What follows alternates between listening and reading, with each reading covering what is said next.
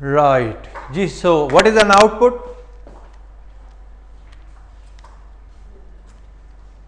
यार नींद आ गई है, आप लोग स्लो हो गए हैं, मैं तेज़ हो गया हूँ, काम मुश्किल हो गया है. What is going on? अच्छा, आप सारे बंदे एक दफ़ा खड़े हो जाएं. सारे खड़े हो जाएं, सारे खड़े हो जाएं, सारे खड़े हो जाएं, सारे खड़े हो जाएं, सारे खड़े हो जाएं. अब लेफ्ट वाले लोग राइट पे चले जाएं, राइट वाले लेफ्ट पे आ जाएं, अपने सीट स्वैप कर लें ताकि आपकी गर्दनों का जो एंगल है मेरी नहीं, इधर वाले उधर चले जाएं, उधर वाले इधर आ जाएं. आपकी गर्दनों का एंगल भी थोड़ा सा बदले मुझे देखने का.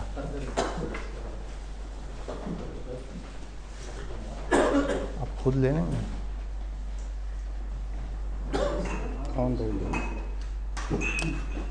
मैं लाइट ऑन करके ले रहा हूँ.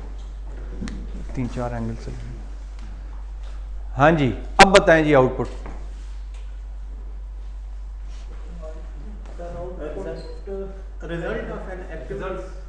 अब आप कहेंगे पहले सेट तो ले लें तो.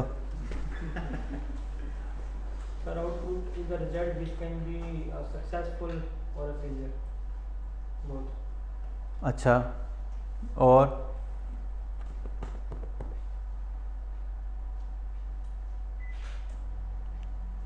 a deliverable generated by a process could be an input to successor processes. तो किसी तरह का भी आउटपुट जो डिलीवरेबल है, it's an output. Output complete होता है अपनी इंटायरिटी के अंदर, बेशक वो छोटा सा भी है. ठीक है. एक आउटकम होता है, वो क्या होता है? कभी किसी ने वर्ड सुना है आउटकम? तो कभी किसी बड़े से पूछा है कि क्या होता है? जी समझ नहीं आया. Expected reasons, results, expected result. अच्छा, यानी कि आउटपुट के आने से पहले जो चीज़ थी वो आउटकम थी, आप ये कह रहे हैं? क्योंकि वो एक्सपेक्टेड थी ना, अब तो आ गया, अभी आउटपुट बन गया. ठीक है. पिक्चर सोर्स नहीं आ रहा है. हाँ सही. Unknown assumptions, outputs basically, but you don't know what is going to come. Sir, effects in future. What can be in future as a result? Output से कैसे डिफरेंट है? Outcome. How output could be different from outcome? Kiran आप बताएंगे. How output could be different from outcome? I think output would possibly be a tangible product or Good. kind, whereas an outcome is a situation that would. Yes, going good. For example, outcome हम लोगों का है education. अगर हमने KP में खवातीन का कोई specifically percentage increase करना है, so that would be the outcome हमारे project का, right? You know, but you cannot define it really. Outcome can be in future, for example. इनकी बात को पकड़ के आगे कौन चलाएगा जी? शाबाश. देखें जी, एक होता है आउटपुट, वो तो समझ आ गई. प्रोजेक्ट के अंदर छोटे छोटे आउटपुट भी हो सकते हैं, या प्रोजेक्ट का फाइनल जो आउटपुट होता है एज अ प्रोडक्ट वो भी आपके सामने आ गया. तो आउटकम वो होता है the effectiveness of the output, the change this output has brought to your system. that is called the output. The difference your output is making a met objective. हो सकता है आज के दिन में अगर आपको प्रोडक्ट मिला है बन के अपने प्रोजेक्ट का, हो सकता है आज आपके पास आउटकम अवेलेबल ना हो, 6 महीने बाद पता चले, साल बाद पता चले. इट कुड बी पॉसिबल, क्योंकि उस आउटपुट से जो चेंज आई है वो आहिस्ता आहिस्ता ही रियलाइज होगी आपको. हो सकता है समटाइम्स उसी वक्त भी मिल जाए, लेकिन नॉर्मली वो बाद में आपको रियलाइज होगी.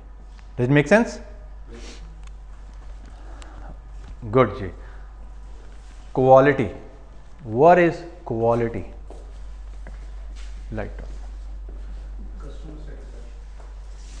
किसने बोला? आपने बोला. गुड. व्हाट इज क्वालिटी जी? Quality is the output according to the requirements. Very good. Good quality car, bad quality car, good quality phone, bad quality phone, good quality teacher, bad quality teacher, good student, bad student. ये good bad में क्या फ़र्क है? Quality की बात हो रही है ना. वो आउटकम पे डिपेंड करता है. आउटकम अगर जो आप आउटकम या आउटपुट? आउटपुट एंड आउटकम दोनों को ही कहेंगे कि outcome basically. Now you have to be careful about choosing the words, right? So the impact of the outcome quality. Impact of the outcome. अच्छा. If they are in their scope, then चलो. it is in a good quality. This is a good quality car. This is a bad quality car. Explain the quality. Quality is basically requirement. अगर requirement के according है तो this is for example मैं sports car चाह रहा हूँ तो अगर स्पोर्ट्स कार 130 माइल से ज़्यादा मतलब पर आवर स्पीड दे रही है तो it is a good quality. Very good. Sports car otherwise it is not. Very good. Satisfaction of end user. Very good. Meeting the expectation of the user quality. मतलब Very good. किसी के लिए जो कोई एक bad quality product है वो किसी के लिए good quality है. Very good. मतलब मेहरान जैसे बहुत सारे लोगों के लिए. इसकी दो डेफिनेशन है. एक तो आप लोगों ने तकरीबन बता दी है. एक और भी डेफिनेशन है. How good the outcome of the project basically. If an output is effective as well as efficient, then it आपके काम से रिलेटेड है. Meeting the end user requirements. वो तो होगी ना. उसी एस्पेक्ट में हम लोग जैसा आउटकम नहीं आता आउटकम में तो इसके दो डेफिनेशन है जी. Very simple. Meeting customer expectations is called quality. अगर आपने 7 लाख रुपया खर्च करके एक मेहरान ली है and you are expecting that quality कि यार या तो मेहरान चलेगी या उसका एसी चलेगा, तो it's a good quality car for you. But for me it's not a good quality car.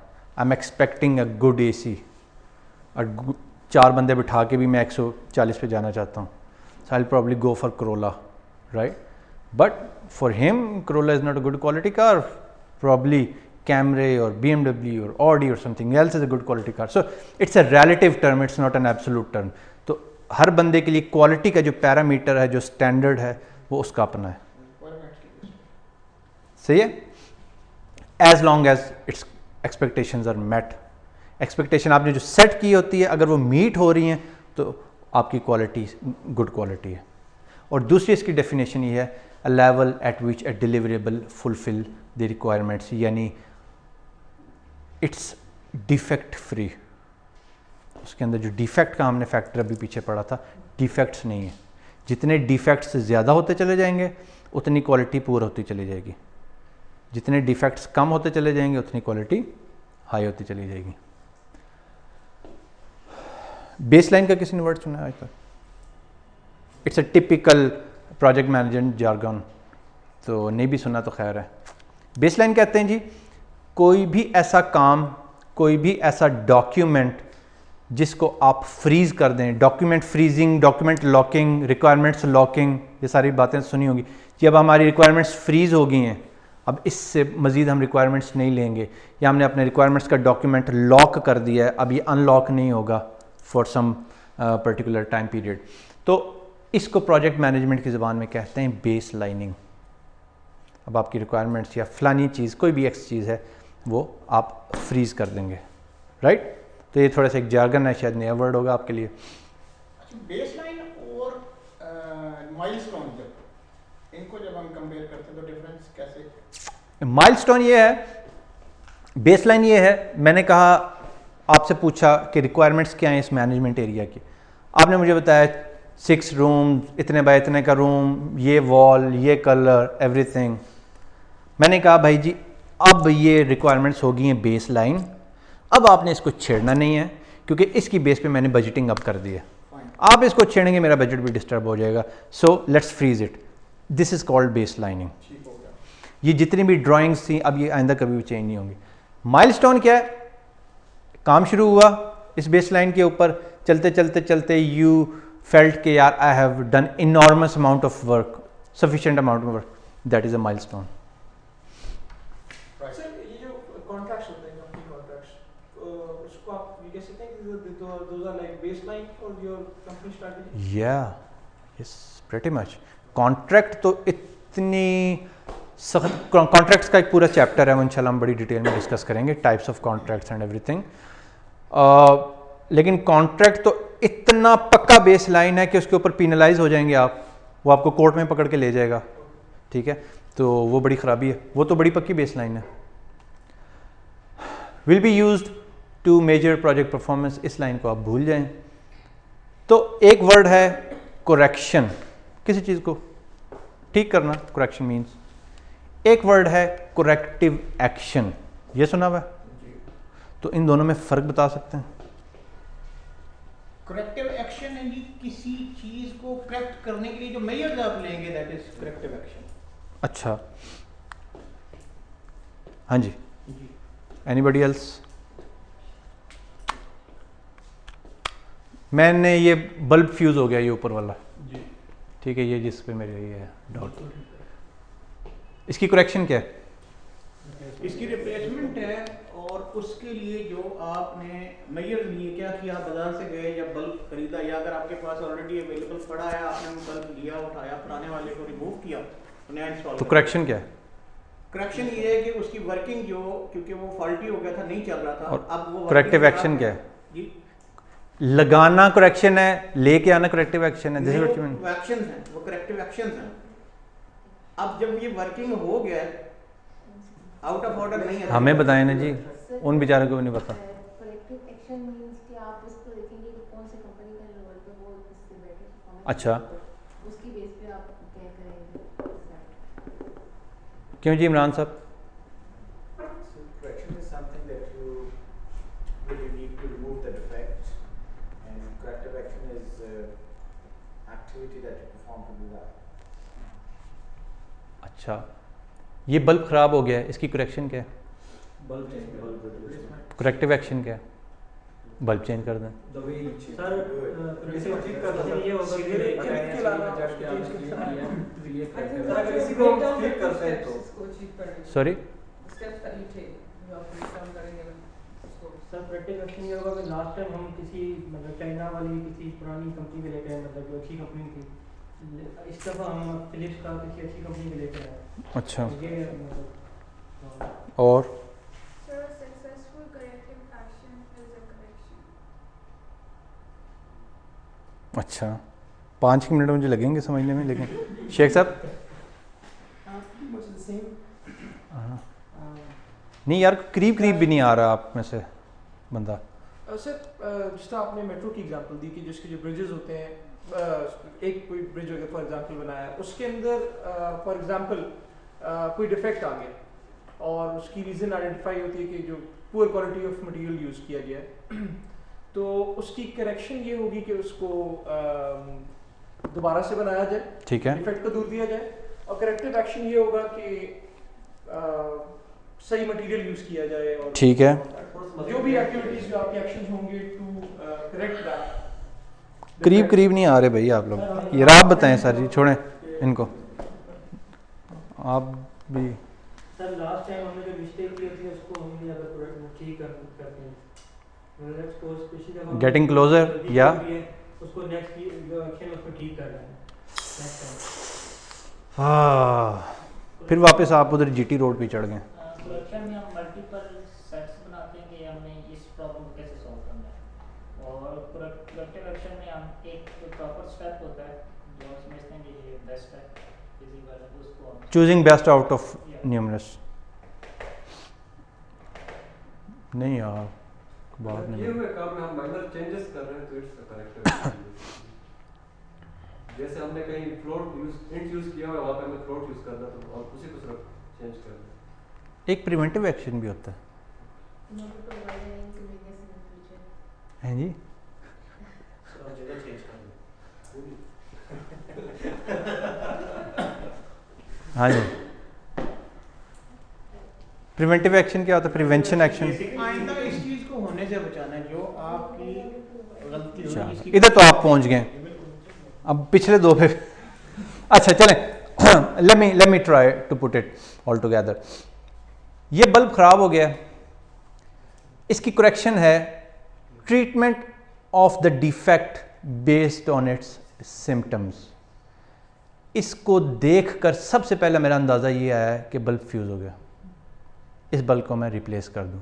Symptoms, जैसे ही आप जाते हैं डॉक्टर के पास, डॉक्टर क्या पूछते हैं, हाँ जी क्या मसला है, बुखार है सर, सर्दी लग रही है, थोड़ी थोड़ी लग रही है, खांसी तो नहीं है, नहीं सर नहीं है, स्वेटर के बगैर फिर रहे थे रात को, जी हाँ, ये ले दवाई घर जाएँ। बेस्ड ऑन द सिम्टम्स काम हुआ आपका, right, that is called correction. लेकिन उस दवाई से आराम ही नहीं आएगा, बुखार ही नहीं उतरेगा।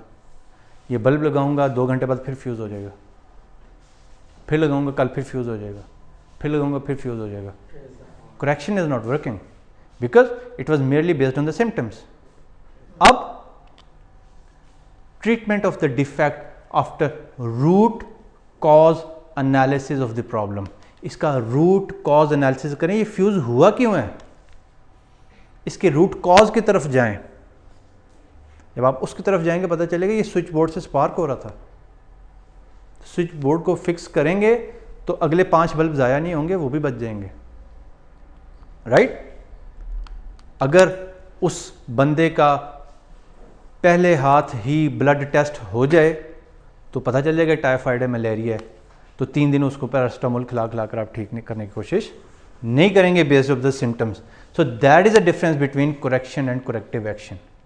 एक सिम्टम्स की बेस पे उसका इलाज करता है, एक उसका रूट कॉज एनालिसिस करता है कि इस प्रॉब्लम की रूट कॉज क्या है। जब वो आइडेंटिफाई होती है तो फिर उसके ऊपर वो करेक्शन अप्लाई करता है। तो ये है इन दोनों का डिफरेंस। तो रूट कॉज एनालाइज कैसे किया जाता है, उसके 2 मुख्तलिफ तरीके हैं, ये आप नेट से पढ़ सकते हैं। एक है बता दूंगा, दूसरा आप खुद देख लीजिएगा।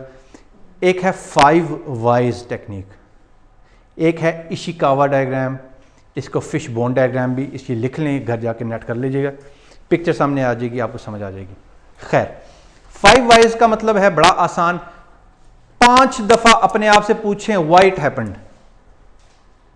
ये बल्ब फ्यूज़ किया, व्हाई इट हैपेंड, प्रॉब्ली शायद स्विच बोर्ड ख़राब है, जाके उसको खोला, it was working perfectly fine, why it happened. तो इससे थोड़ा सा और पीछे चले जाएंगे अपने ATS कंट्रोल के पास, तो पता चलेगा उधर कुछ स्पार्किंग आ रही थी, जो सारी स्पार्किंग इस लाइन तक आई है, हो सकता है उधर भी कुछ नहीं था। व्हाई इट हैपेंड तो पता चले ATS से पीछे जो जनरेटर की वायर आ रही थी उसमें कुछ मसला था, जनरेटर पे फ्यूज़ हो रहा था, राइट। तो नॉर्मली वो कहते हैं 5 वाई से पहले पहले आप रूट कॉज के ऊपर पहुंच ही जाते हैं। अगर 6th वाई भी करना पड़े तो दैट इज नॉट हार्म, आप कर सकते हैं। So it is called 5 whys technique. It's a technique to find root cause of the problem. Making sense? और third thing is prevention action. So it is something that you do in order to avoid any of the thing to happen in future. Corrective action आपकी ये चीज़ तो fix कर देगा, ये वाला bulb और ये वाली लाइन तो फिक्स कर देगा, लेकिन एहतियातन बाकी बोर्ड्स भी एक दफ़ा चेक कर लें, वो भी तो स्पार्क नहीं कर रहे थे, क्योंकि एक ही इलेक्ट्रिशियन ने लगाए थे और एक ही दिन लगाए थे। तो अगर ये वियर आउट हुआ तो हो सकता है कुछ और भी वियर आउट हुए हों, सही है। तो उनको अगले बल्ब फ्यूज़ होने से पहले चेक कर लेना इज कॉल्ड प्रिवेंशन एक्शन। इसका प्रिवेंशन एक्शन नहीं है अब, क्योंकि ये तो ख़राब हो चुका, इसका अब करेक्टिव एक्शन है। जिनके साथ ये हरकत नहीं हुई they have a room for prevention action, ठीक है। तो उनके लिए आप an activity that ensures future performance will go as planned, removing impediments in proactive manner. Proactive क्या होता है पता है किसको कहते हैं? Proactive, proactively before happening something. आप प्रोएक्टिवली कोई मेजर्स ले लें ताकि वो काम होने से पहले पहले। तो मेकिंग सेंस?